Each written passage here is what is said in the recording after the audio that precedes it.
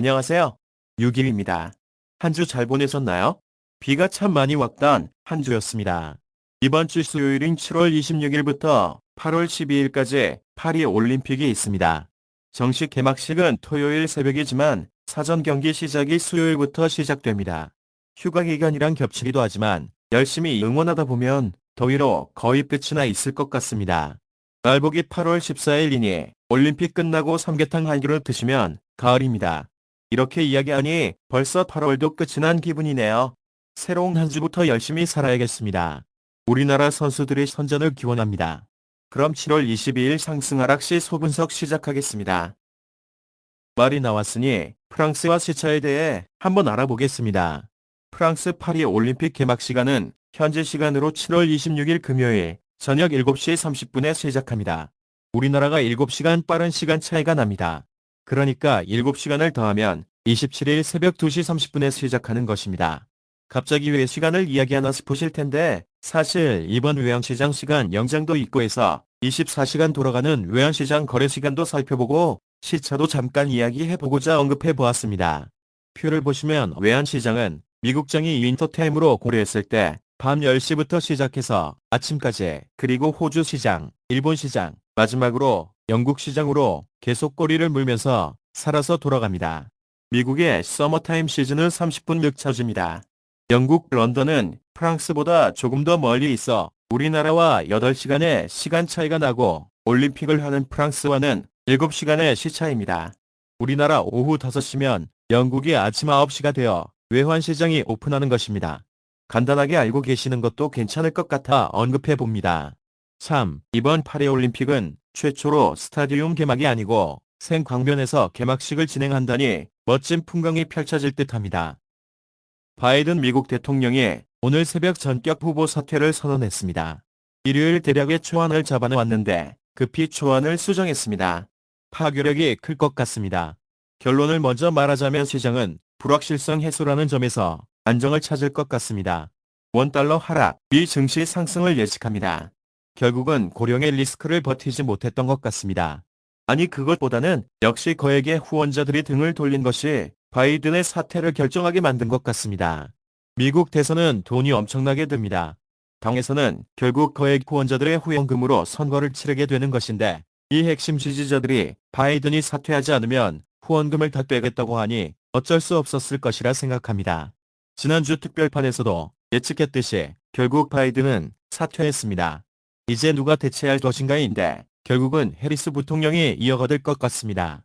기존의 후원금을 그대로 사용하려면 바이든 해리스라는 조합의 사람이 한 명이라도 있어야 그 선거 자금을 그대로 사용할 수 있고 둘 다 후보에서 빠진다면 선거 자금은 일부밖에 사용할 수 없다고 합니다. 그래서 해리스가 대통령 후보가 될 것 같습니다. 그렇다면 트럼프 해리스의 대결은 어떻게 될 것인가? 저는 해리스 승리로 점쳐봅니다.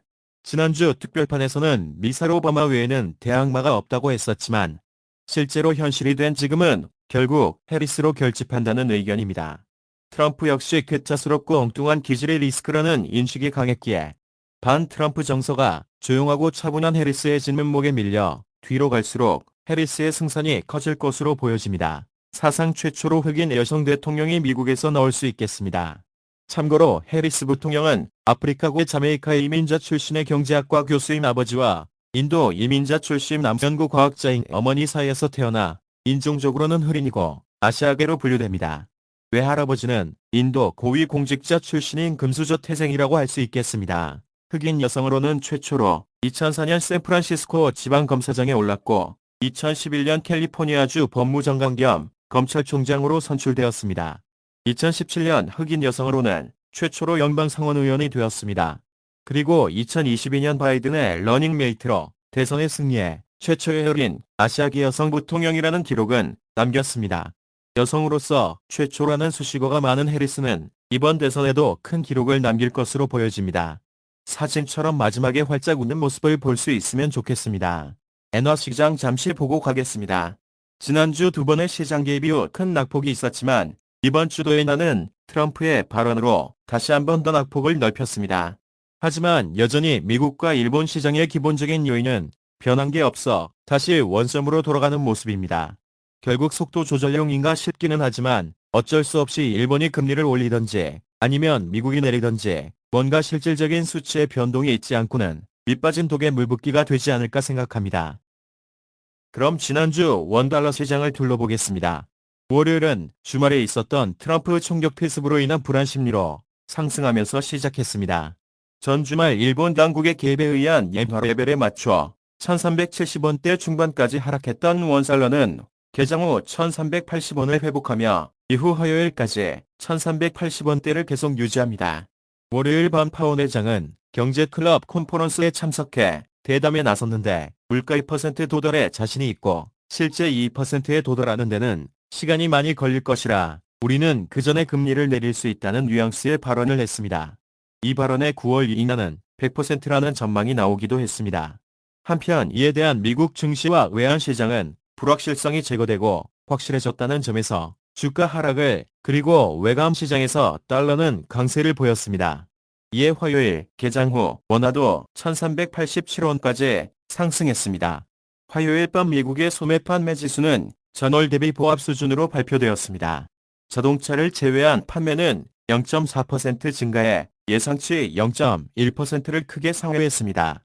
경제가 회복되고 있다는 지표이지만 이미 대세는 9월 금리 인하의 분위기가 자리 잡았고 연내 3번의 기대감까지 조성되고 있습니다. 하지만 엔화의 급락 이후 천천히 다시 상승하는 모습, 그리고 중국 위엔화의 약세 분위기에 힘입어 원달러는 크게 하락하지 못하고 보합의 모습을 보였습니다. 이러한 분위기에서 중국은 지난 2분기 성장률이 4.7%로 가뜩이나 경기가 좀처럼 회복되지 않고 있는데 트럼프 정부가 출범하면 중국에 더욱 위협이 될 것이라는 전망으로 위엔화가 약세로 움직였습니다.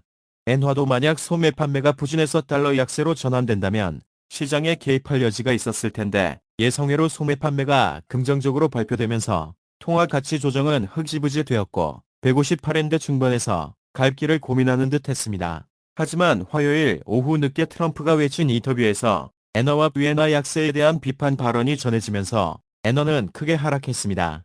때마침 일본에서도 차기 총리 후보로 유력한 고노다로 디지털성의 엔화 약세 지적도 하락에 힘을 실은 모습입니다. 한때 개입인가 싶을 정도의 급락을 보이며 엔화는 장중 156엔대까지 밀렸으며 이후 수요일 아침 155엔대까지 하락한 모습을 보였습니다. 수요일 아침 엔화 하락의 영향으로 1370원대 중반까지 하락한 원화는 결제 수요와 연금의 해외 투자 수요 등으로 상승하면서 1380원을 회복합니다. 일본 엔화의 하락에 비하면 하방 경직성이 강하게 나타납니다. 목요일 보안 플랫폼 크라우드 스트라이크의 업데이트 패치 오류로 발생한 글로벌 IT 대란 열화에 위험 회피 심리가 발동하면서 달러가 강세로 전환되었습니다. 미국 주식도 큰 폭 하락했습니다. 이번 사태는 마이크로소프트사의 운영 시스템으로 구동되는 서버와 PC의 보안 툴을 클라우드 기반으로 제공하는 크라우드 스트라이크가 배포한 업데이트 패치에서 오류가 발생한 것이 원인으로 지목되었습니다. 그리고 밤새 AI 관련주와 IT 관련주들이 큰 폭으로 하락하면서 원화 시장도 불확실성 증가로 상승하며 1390원대를 넘어갔다 온 모습으로 마감했습니다. 이번 주 주요 지표 발표 일정입니다. 23일 미국은 제조업 지수를 공개합니다. 24일 독일과 유럽연합, 미국 등 주요국의 S&P 글로벌 구매관리자 지수가 발표됩니다. 또 캐나다 중앙은행은 기준금리를 결정합니다. 캐나다는 지난달 금리를 내렸는데 이번에도 추가 인하를 기대하고 있습니다. 25일 미국의 주간 신규 실업 고용 청구자 수가 나옵니다. 26일 미국 연방준비제도가 선호하는 물가 지표인 개인소비지출 지표가 공개됩니다. 앞서 발표된 6월 물가 지표가 둔화 흐름을 보인 가운데 6월 개인소비지출 지표는 전월 대비 0.1% 올랐을 것으로 예상됩니다. 일본에선 7월 도쿄 소비자 물가지수가 나옵니다. 상승 하락 시소입니다. 결국 대선 전까지 반복될 이슈이지만 트럼프의 당선 가능성이 유력해지면서 그의 발언의 입김이 강해지고 있습니다. 한마디 한마디가 상승의 요인이 되고 있습니다. AI주 하락에 따른 국내 증시 하락, 외국인 순매도 증가라는 악순환이 되풀이되면서 환율을 끌어올리고 있습니다. 하지만 바이든의 사퇴로 트럼프에게는 악재가 되겠습니다. 친이란 후티 반군이 이스라엘을 공격했고 이에 대해 이스라엘이 예멘 본토를 공격했다고 합니다. 중동 지역이 또 뜨거워지는 모습입니다. 이스라엘은 헤즈볼라뿐만 아니라 후티 반군까지 점점 확장되는 모습으로 가고 있어 걱정입니다. 하락의 요인은 기존의 요인에서 크게 주목받을 내용은 보이지 않습니다. 해리스 부통령이 대선 후보에 선정되고 전반적으로 안정적인 분위기로 갈 것인가를 지켜보아야겠습니다. 상승도 하락도 쉽지 않은 눈치 보기 장세가 될 것 같습니다. 이번 주 살펴볼 주요 이슈를 다시 한번 정리해 보겠습니다. 계속 언급하고 있는 부분이지만 트럼프 대세론이 확고해질 것인가? 바이든이 사퇴했습니다. 해리스 부통령이 후보가 되는가? 시장은 안정적으로 보는가를 지켜봐야겠습니다. 그리고 미국의 개인 소비 지출이 어떻게 나오느냐, 그리고 캐나다 금리 발표는 어떻게 나올 것인가도 봐야 할 것 같습니다. 또 미국 증시의 반도체, AI 관련주가 살아날 것인가도 우리 증시에 미치는 영향이 크기에 잘 지켜보아야 하겠습니다. 중동 지역, 이스라엘의 확정 가능성도 잘 지켜보아야겠습니다. 이번 주 예상폭은 위쪽은 1393원, 아래쪽은 1380원으로 큰 변동보다는 극심한 눈치 보기 장세에 작은 움직임의 한 주를 예상합니다. 이상으로 7월 22일 상승 하락 시소를 마치겠습니다. 새벽 큰 뉴스가 있어 초안을 급히 수정했습니다.